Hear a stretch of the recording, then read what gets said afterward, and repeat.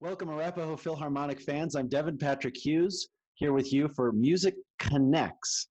And tonight we have a very special program for you. It's not a live performance recorded in the home of one of our musicians, Orrin Alexander Technique Session. This is actually a performance that the Arapahoe Philharmonic put on just a few seasons ago in February of 2017. It's of Modest Mussorgsky's Pictures at an Exhibition as arranged by the French composer Maurice Ravel.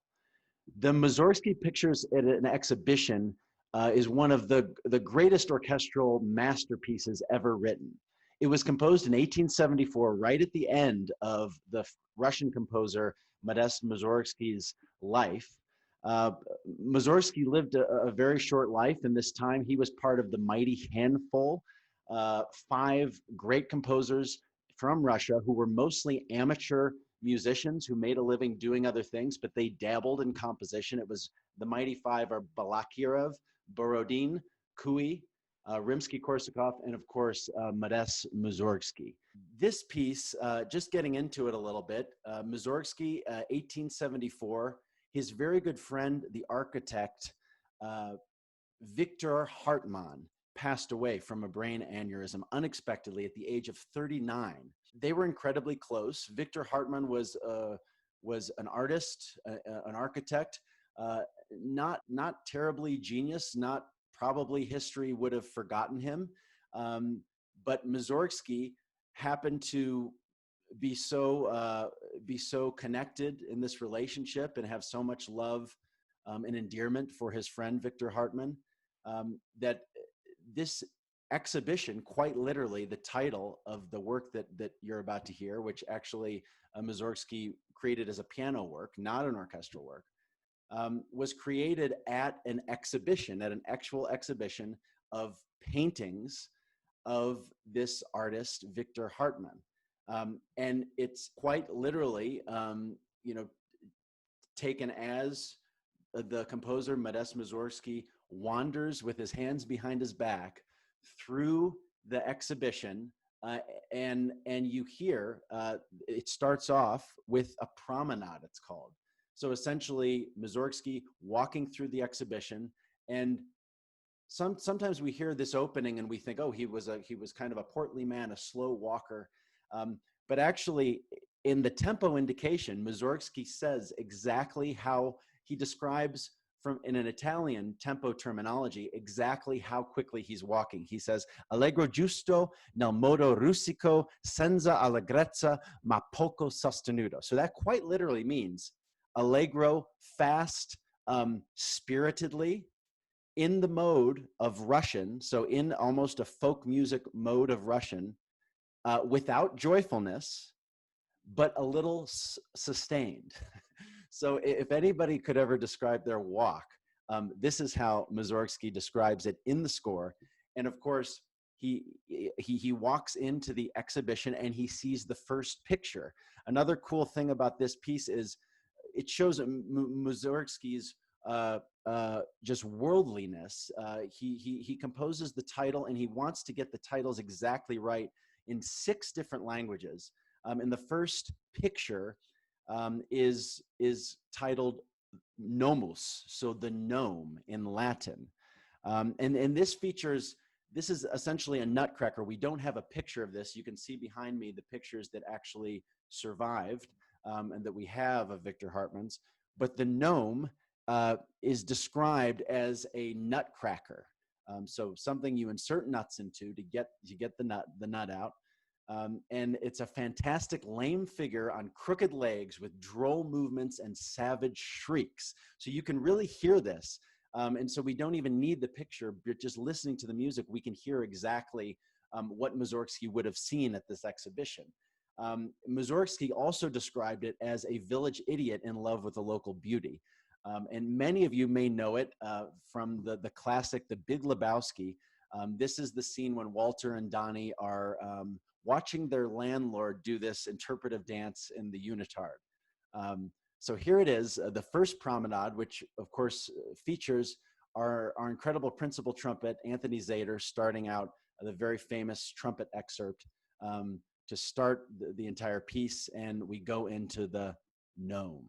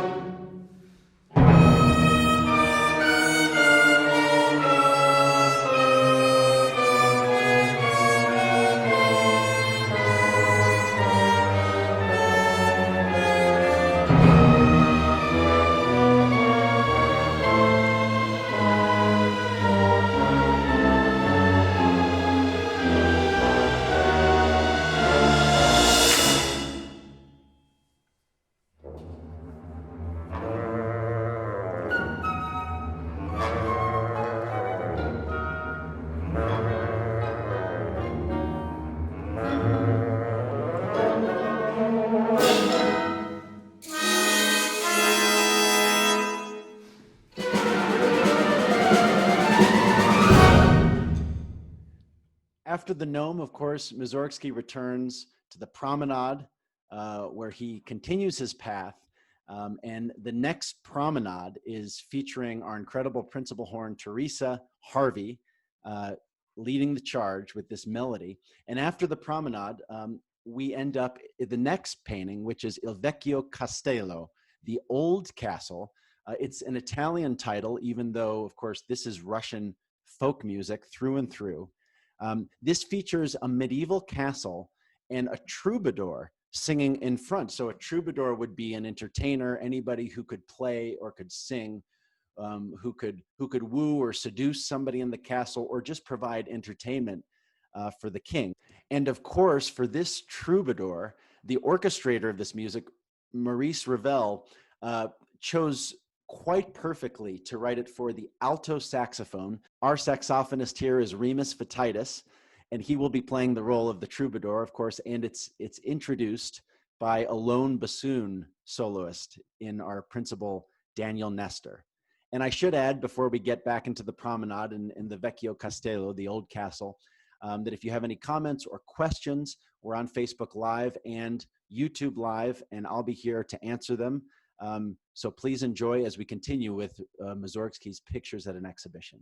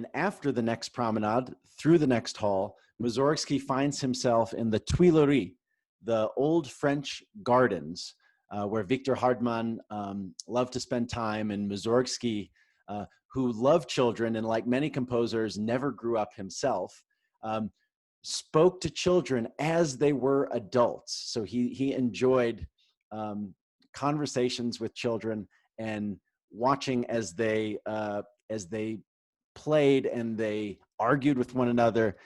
This next one of the Tuileries, Mussorgsky calls it the dispute d'enfants après jeu. So the dispute between children at play. So first we have another promenade, and then we go to the Tuileries Gardens.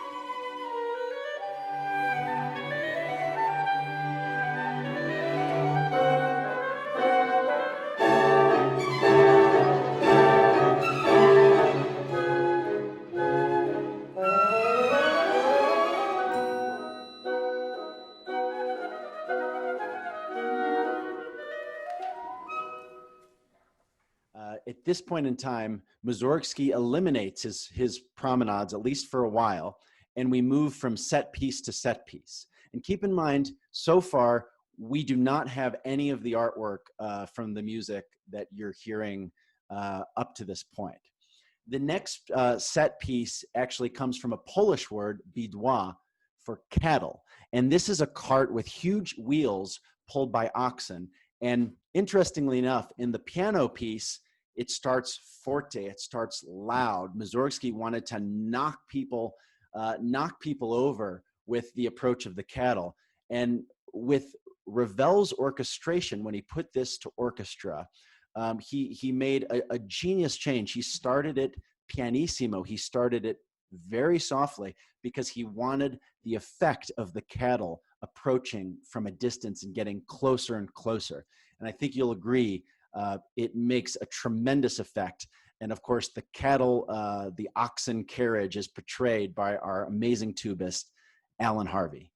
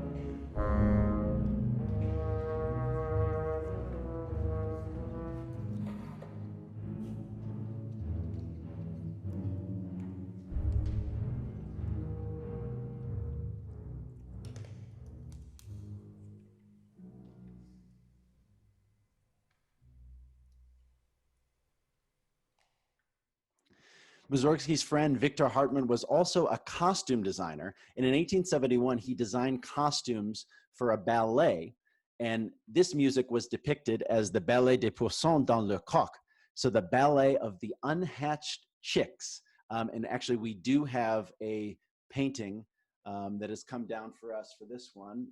It's not back there, but I will show it on screen. Oh, there it is. It's right there. You can kind of see it. So here it is, the ballet of the unhatched chicks. And it's briefly preceded by an echo of the promenade, which transitions into the chicks hatching.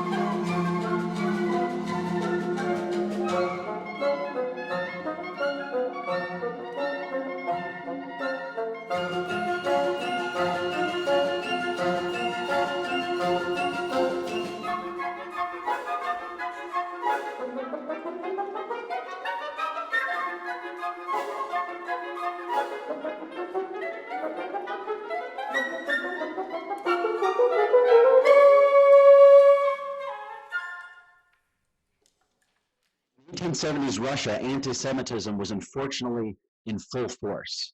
Our next picture was a depiction of two Jewish people by Victor Hartmann when he went to Poland. His wife was Polish, and he depicted what he called, entitled, a rich Jew in a fur hat and a poor Jew in a ghetto, in a Jewish ghetto there. The composer Mussorgsky, for a Russian aristocrat, was surprisingly interested in and passionate about Jewish culture. And this is Mussorgsky, and I quote, "The Jews leap with joy when they hear their own songs, which are handed on from generation to generation, their eyes lighting up with honest and not pecuniary fires. I have seen this more than once." And he also said, "I wrote down the Greek and Jewish songs as sung by some women, and I sang the latter with them myself. In Odessa, I went to holy services in synagogues and was in raptures."